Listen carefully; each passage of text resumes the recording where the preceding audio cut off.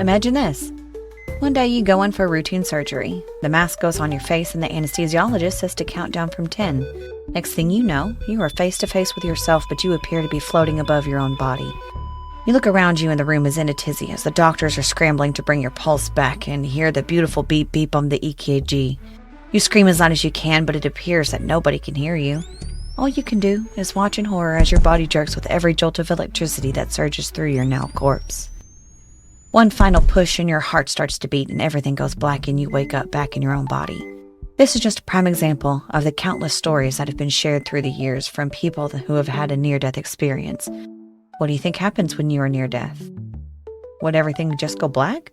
Do you see a light at the end of the tunnel? Or do you just float around as a consciousness outside of your own body, waiting to come back? We may never know, but it makes one think of what happens when we have a brush with death.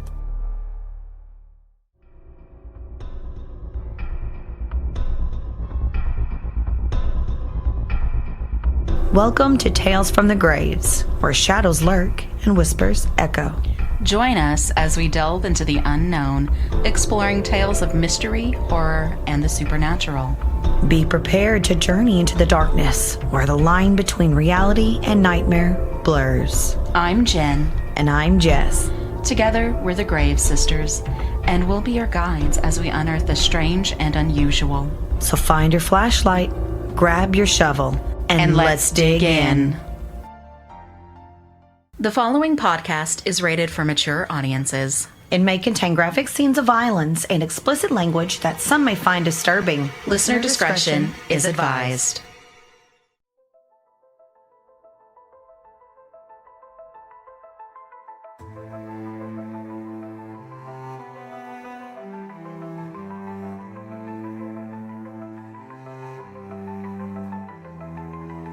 Hello, and welcome to episode Sweet 16, our beloved grave diggers. We're so happy to have you. Now, I'm still just reeling a little bit from the Japanese cannibal that we covered last week. The gawa. I'm still mad. Okay, so for those of you listening, you guys get like one episode a week, but we typically record two at like on the same day. And so while Sagawa was last week for y'all, it's been literally like 15 minutes. Yeah, 15 or 30 minutes for Jessica. So she's still reeling. I've had time to come to terms with everything because I researched the sick fuck, but Jessica's just like still. Yeah, he was a sicko. Yeah. Well, here's another topic that's not as dark as a Japanese cannibal. I mean, it's still kind of a gray area for some people. So, have you ever heard of an out-of-body or a near-death experience? Oh, yeah. I mean, there's tons of stuff in, media and things of that nature. Not necessarily like news media, but you get all the time just different things in books and movies, TV shows, near-death experiences, things that they've seen. You even have like Saturday Night Live skits about it, okay? Yeah. So it's not anything far-fetched. Yeah. Well, I thought that near-death experience and out-of-body experiences were the same things. No. Turns out they're completely different things. Now, a near-death experience, or they have it like NDE. An NDE is a profound psychological event that occurs when a person is close to death or in a situation where they believe they are about to die. Near-death experiences are characterized by a range of vivid and often life-altering experiences that are typically described as being highly real or even more real than everyday life.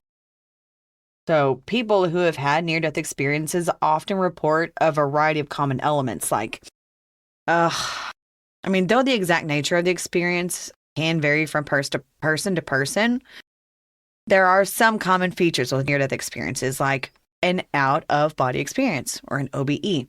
Many people report a sensation of leaving their physical body and observing it from above, often seeing medical personnel working on them or their surroundings from a detached perspective. I was talking to my husband the other day about this subject, and he mentioned that he had one time read an article where a woman had such a profound out-of-body experience whenever she was getting work done at the hospital that she could even recall and remember what the serial number was on the fan that was above her room, and she could tell you exactly what it was. Like beyond real. Like that's just insane to me. But with an out-of-body experience, that is a type of phenomenon where the person perceives themselves as being outside their body, like I mentioned. So the individuals often report feeling like they're floating above their body and observing themselves and their surroundings. It's just like a different way of looking at things other than your first person view. And these experiences can vary in intensity and duration. And they're sometimes accompanied by a sense of heightened awareness or a feeling of being disconnected from the physical world. They can have a perception of leaving the body. So separating from your physical body, which kind of blows my mind. You can, like I said earlier, feel like you're floating, but you can also be like flying. You can feel like you're flying all over the place, or just simply just standing apart, like off to the side, watching stuff happen as it happens, which just freaks me out, scares me, if I'm being completely honest. There is also the the visual perspective, where people who experience out-of-body experiences often describe seeing their physical body from a third-person perspective, such as like hovering or just like walking down a hallway. Like, they even have like a sense of realism, basically. They can feel like everything around them is extremely vivid and very, very real. And sometimes more than normal waking experiences, even though that person is not interacting with the physical world in the usual way. So whenever these people that are having an out-of-body experience return to their body, typically the experience ends when the individual feels themselves re-enter their body, often with like a jolt or like a sudden awareness of their physical self. It makes me kind of think of, is this a dream? Can you pinch me? Okay, yeah. And you have to have like somebody pinch you so you're like, okay, I am back in my body. I am awake. This is the real life that's really, really happening. So, I mean, but there are lots of different causes and explanations as to how they happen. So it can either happen like spontaneously. There can be some neurological explanations, sleep-related factors, and even spiritual interpretations that some people might experience with the OBEs. They can happen spontaneously during moments of like extreme stress, illness, or a near-death experience. Some people report having an OBE during intense meditation or sleep. Mm-hmm. Like, kind of like that halfway conscious, halfway out of it, like that middle ground where you're about to fall asleep. That would be kind of like a form of like an out-of-body experience in a way. Now, with the neurological explanation, some researchers believe that OBEs are caused by disruptions in the brain's processing of sensory information, like particularly in the areas that integrate body awareness and the spatial orientation. So, with the sleep-related factors, during the sleep-related phenomena like sleep paralysis or lucid dreaming, which I kind of want to do an episode or like a little short tidbit on lucid dreaming sometime, because I think lucid dreams are freaky, where the mind is conscious, but the body is asleep or immobile. Mm-hmm. Yeah. Like you could somewhat wake up in the middle of the night and there's your sleep paralysis demon in the corner of your room, you know?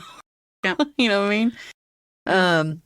And with OBEs or out-of-body experiences, there's many cultures, they interpret them as a spiritual event, where the soul or the consciousness temporarily leaves the body, offering a glimpse into a different realm or maybe even a different type of dimension, which I thought was pretty freaking cool. Now, while the exact cause and nature of out-of-body experiences remain subject for debate, I mean, they are a well-documented phenomenon that has intrigued scientists, spiritual practitioners, and the general public alike. Whether they're viewed as a neurological anomaly, a psychological experience, or a spiritual event, out-of-body experiences, they challenge our understanding of consciousness and the connection between the mind and the body. So, with me looking up out-of-body experiences and near-death experiences, one story was mentioned that I found by this guy named Dr. Eben Alexander. Apparently, he had an out-of-body experience that is like one of the most compelling and widely discussed cases in recent history, primarily because it challenges the conventional scientific understanding, particularly like in the fields of neurology and the consciousness. So this right here, this little bit of background about this guy is to let us know that, yeah, he is a legit guy. Okay. He's not just some Joe Schmo off the side of the road, you know. Dr. Alexander was a highly trained neurosurgeon who taught at prestigious institutions like Harvard Medical School. And before his out-of-body experience, he adhered to the materialistic view of the brain, believing that consciousness and all aspects of the human experience were products of the brain activity. He was skeptical of spiritual experiences, including near-death experiences and out-of-body experiences, which he considered to be like a hallucination caused by dying brain cells. Oh, see, that's the thing that I've seen a lot on, like, for near-death experiences and things of that nature. When the body is starting to shut down or die, it releases like tons of endorphins. Yeah. And that floods the brain to kind of have like an episode of, you know, like a form of acceptance kind of in a Yes, way. yes. And that's where we get the whole your life flashes before your eyes. And it's so much of this chemical in your brain that EMT? I have no idea. I don't remember. I just know I read it or I saw a video or something on it. But it floods your brain with so much of this chemical that you basically hallucinate. Mm-hmm. And that's the thing that I have seen in regards to near-death experiences and things of that nature. So I have actually had an out-of-body experience. What? You never told me about it. I'm pretty sure I did, but it's hard to describe to people because this happened while I was doing a rune reading for, of all people, our cousin. And runes themselves, you know, everybody does them a little bit differently or whatever, but it's like I started reading the runes, and my runes are amethyst, which are supposed to help heighten psychic awareness and things of that nature. And it's like all of a sudden I was out of my body while I was reading, and someone else had taken charge and was giving the reading. And I don't remember it. I remember. Yeah. And I don't really remember what it was. But like when I came back, BJ is looking at me and she's like, "Oh my God, how did you know any of that?" And I'm like, I'm gonna be honest. Apparently I checked out for a minute and I don't know exactly who was driving this this little semi trunk of me. Okay, I have no idea who was in the driver's seat, but she was a little freaked out. But that's nothing new for when I do readings for people. But that's like why I don't do runes right now anyway, because that shit freaked me out so much. Where someone else had like basically taken the driver's seat from me, and I was just back there watching it all happen. That was freaky. So it may be the fact that it's like amethyst or whatever, but I do want to do runes again. However, I'm gonna like make my own out of deer antler and then maybe those won't be as reactive or whatever. But it was freaky. Was not a fan. All right. 10 out of 10. Would not recommend. Well, back to Dr. Alexander. 2008, Dr. Alexander contracted a rare and severe form of bacterial meningitis caused by E. coli. Ooh. Yeah. So the infection attacked his brain, specifically the neurocortex, which is responsible for higher order brain functions, such as the conscious thought, sensory perception, and reasoning. He quickly fell into a deep coma, and his chances of survival were extremely slim. His doctors believed that even if he survived, he would likely remain in a vegetative state due to the extensive damage to his brain. So, according to Dr. Alexander, while his body lay in the hospital bed in a coma, he found himself in a place that he described as a dark, murky, and unpleasant underworld, which he called the realm of the earthworm's eye view. What the It's a cool name. That's a creepy name. That's a name you'd find in some kind of horror book. I don't know, but that's cool as hell.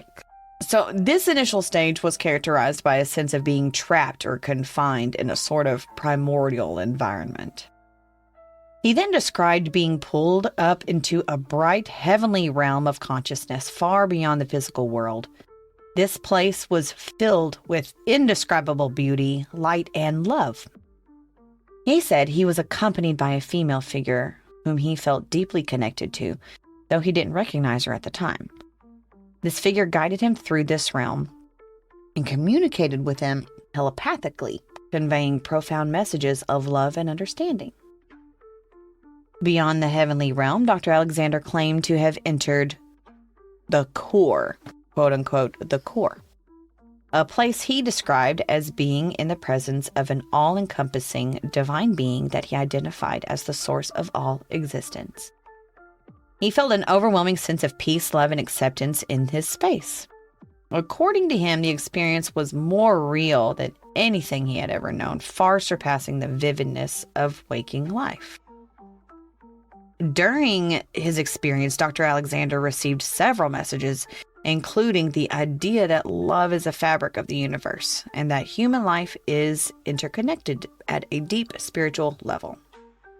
He also perceived that the earthly life is just a small part of a much larger eternal existence. Now, after 7 days of him being in a coma, during which the time his doctors had considered discontinuing treatment or basically pulling the plug, Okay, yeah. Dr. Alexander suddenly regained consciousness. His recovery was considered miraculous, not only because he survived, but because he regained full cognitive function. A result that baffled his medical colleagues, given the extensive damage to his neocortex. Right?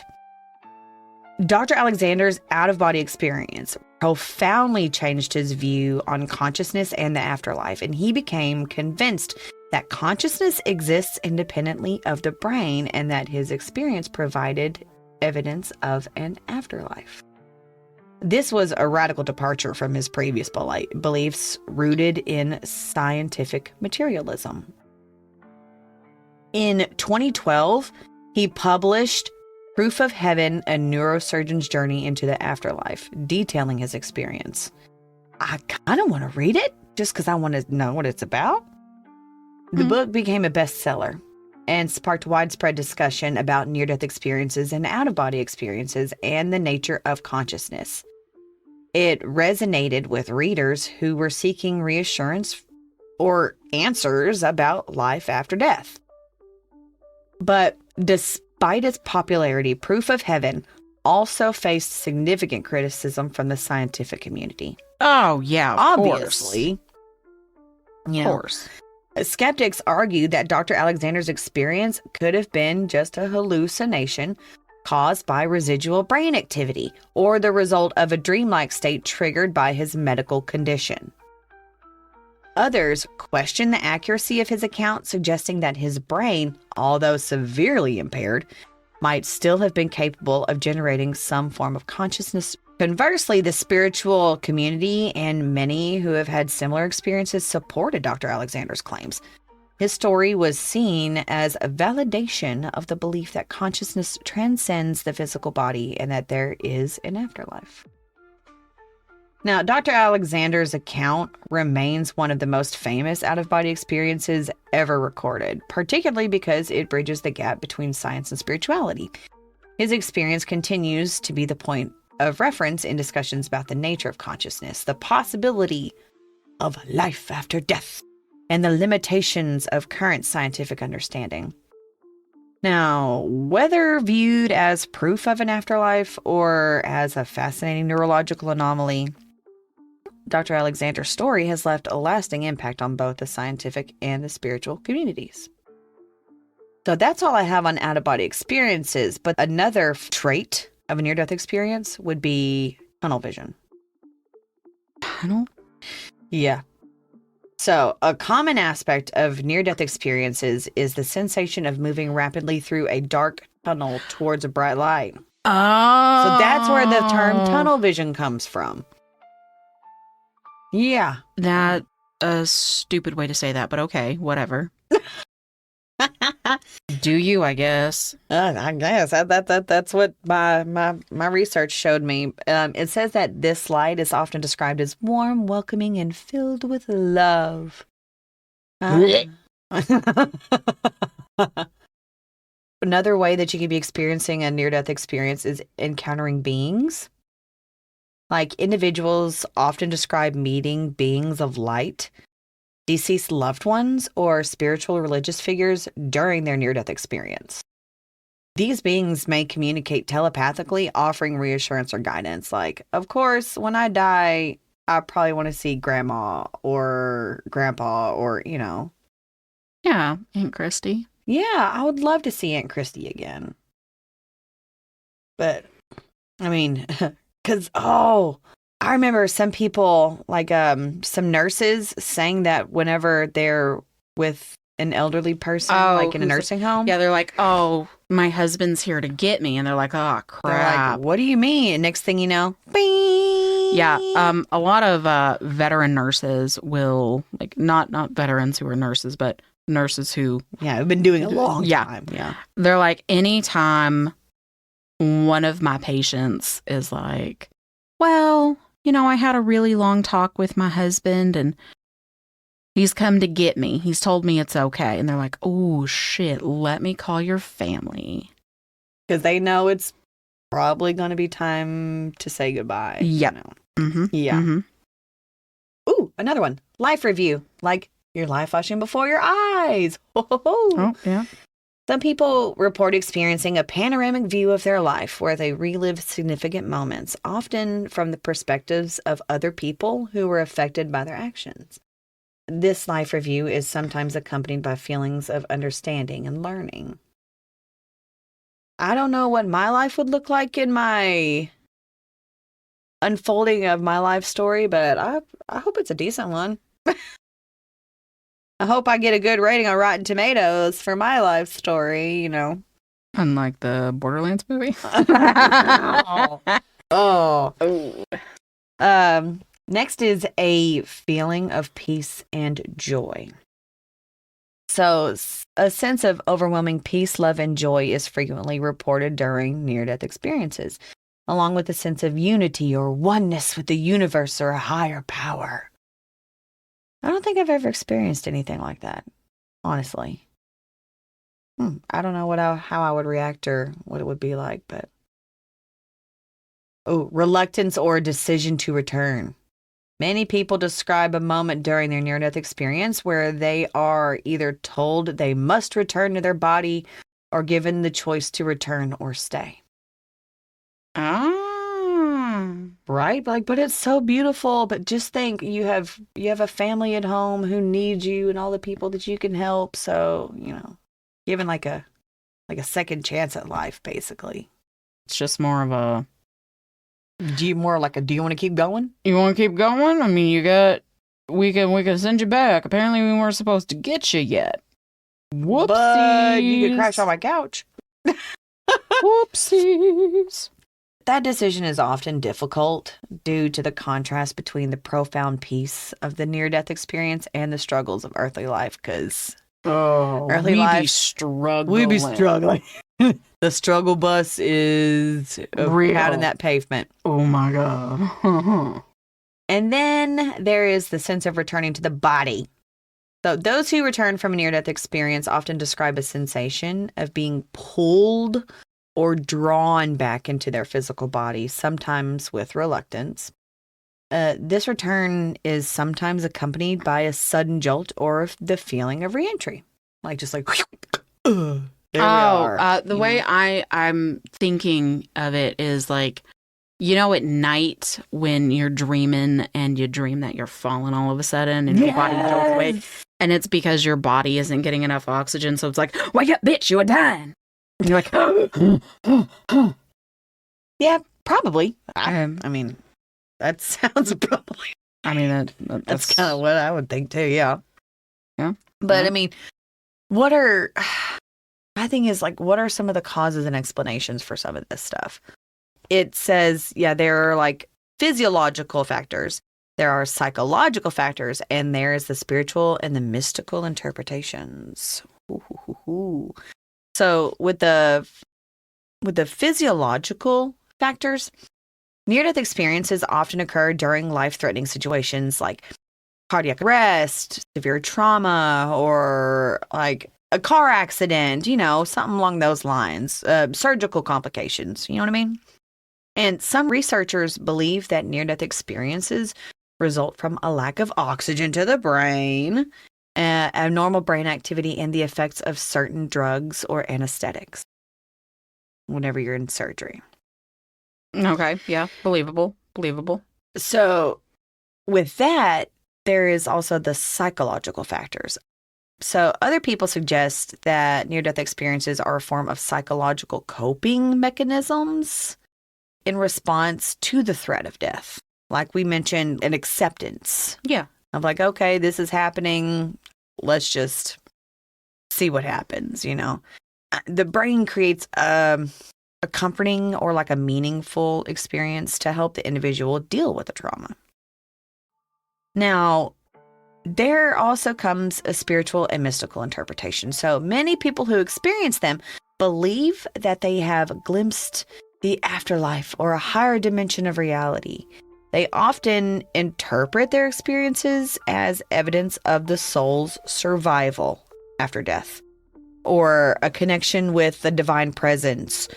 Like God had spoken to me and I come back bearing news on this. You know what I mean?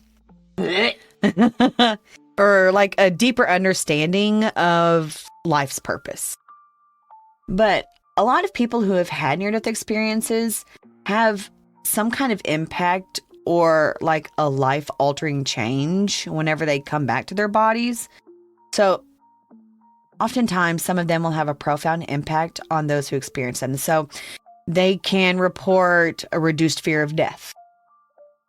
I mean, like, well, I know what's going to happen to me when I die, so why not do this? You know what I mean? Yeah. They can have a greater appreciation for life. Like they can look back at their life and be like, oh God, I didn't do anything with my life. So now I need to live my life to the fullest, They could have an increased spirituality. Like I've seen the face of God, so I need to keep reaching for that. Or maybe having a sense of purpose. Like I didn't find any meaning in my life, so now I need to find that meaning.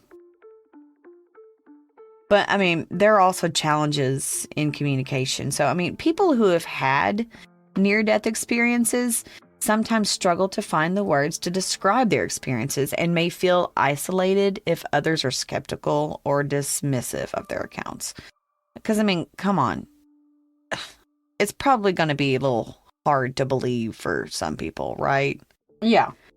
But not all people's near-death experiences are sunshines and rainbows. I found a really scary one for us. So, one of the scariest, most unsettling near-death experiences happened to someone named Howard Storm, which was a former atheist and art professor who had a harrowing near-death experience in 1985. So, his story stands out not only for its intensity, but also for the dramatic shift it caused in his life afterwards. So, Howard Storm was a successful art professor and a committed atheist who believed that death was the end of consciousness. Like, you die, that's it. Okay, yeah. So, in June of 1985, while leading a group of students on a trip to Paris, he suddenly suffered a perforated stomach. Oh. Yeah, a life-threatening condition that required immediate surgery. However, due to delays, he was left in excruciating pain for hours before being taken to the hospital. That must have sucked so. While waiting for surgery, Storm's condition deteriorated rapidly, and he slipped into unconsciousness. Now, at this point, he experienced a near-death experience that began with him leaving his body and standing next to his hospital bed. He felt more alive than ever, yet was confused about why the medical staff seemed to ignore him.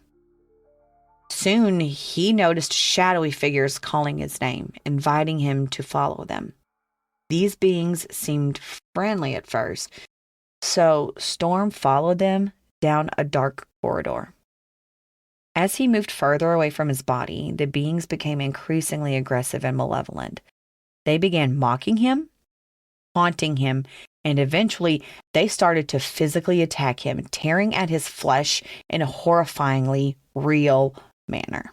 Oh my God. Yeah, it gets kind of fucked up.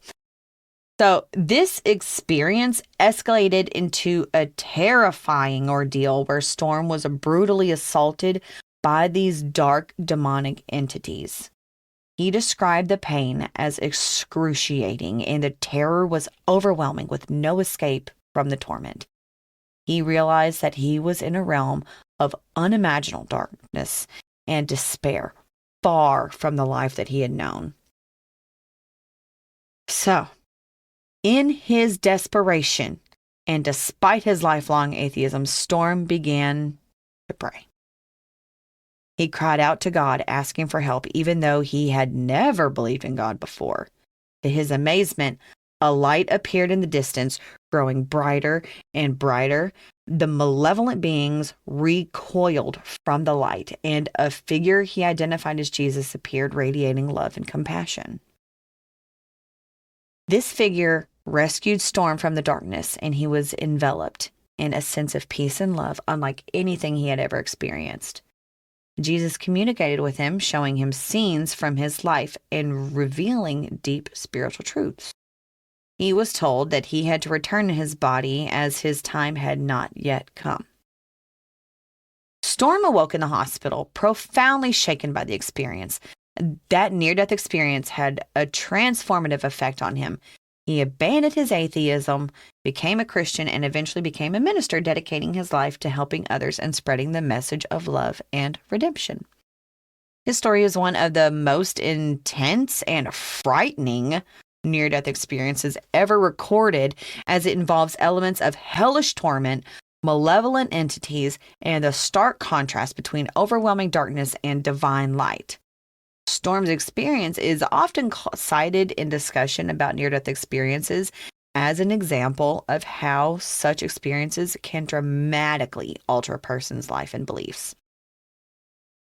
With that, Howard Storm's near-death experience is terrifying because it begins with a descent into a dark, hellish realm filled with malevolent beings. I mean, what would you do if that was happening to you? I don't know, man. Because of what I believe, I would probably try fighting. Be like, oh, this is just a trial to get to where I'm going. I could see that. I can see that. I honestly, I do not know what the hell I would do in that situation. Oh my gosh. I don't know. But, I mean, it was a stark contrast to the peaceful or euphoric experiences commonly associated with near-death experiences. But his account has had a lasting impact on those who study near-death experiences, both for its intensity and for the profound change it triggered in Storm's life. Like, it did a complete 180 from being an atheist to being a man of God. So, I mean, hey, if it worked out for him, it worked out for him. But a near-death experience is a complex and deeply personal phenomenon that challenges our understanding of life, death, and consciousness. While scientific explanations continue to evolve, near-death experiences remain a significant area of interest for researchers, spiritual seekers, and those who have undergone these transformative experiences. But I don't know what would happen if I ever had a near-death experience. What do you think happens? I think that's the thing. Like, you can't know what you are going to go through until that happens to you. Yeah. I think everyone's experience is going to be extremely personal to them. Yeah. I personally don't want to think about it too much, just because I know that when my time comes, and I know that I've lived my life to the best of my ability, as good of a person that I can be. Mm-hmm. But I'm also following that mantra of, like, take no shit, but do no harm, technically. Yeah. Do unto others as they've done to you. Mm-hmm. Give as good as you get, kind of thing. So I'm living my life trying to be just a decent human being. Yeah. And when my time comes, unless it's like tomorrow, God, I think that I would be not necessarily like super willing to go, but I guess that would just depend on the circumstances of my death. Yeah. Yeah. I totally get it. But it's just something to think about. But like near-death experience, I guess people who don't come back from them, we will just let this one rest. I'm sorry, can you even call it a near-death experience if they don't come back? Yeah, a death experience. Yeah, that's just a death experience. Yeah, that's not near death. No, that's a full death experience. Yeah. You subscribe to the lifetime package. Or I guess the death time package. Oh my God. No coming back from that. Yeah. But we will talk to you later, grave diggers. Make sure you like, comment, subscribe, share, all that jazz. Look for us in the graveyard, because we're there. Go to our Instagram. It's got that LinkTree in it, don't ya know? Go to the LinkTree. Go to the LinkTree. And we'll see you next week. Love you guys. Bye.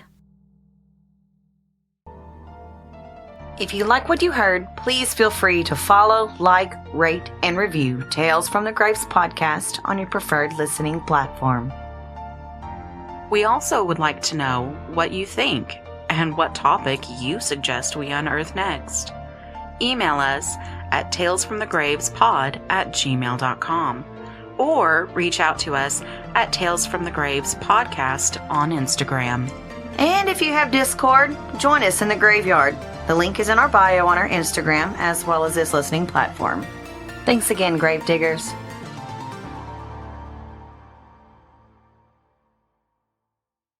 Yeah, just gotta get do it right this time. Sure. Shut up, you stupid bitch. That hurt my feelings. The stupid part or the bitch part? The stupid part. We all know I'm a bitch. Accurate, yeah. Okay.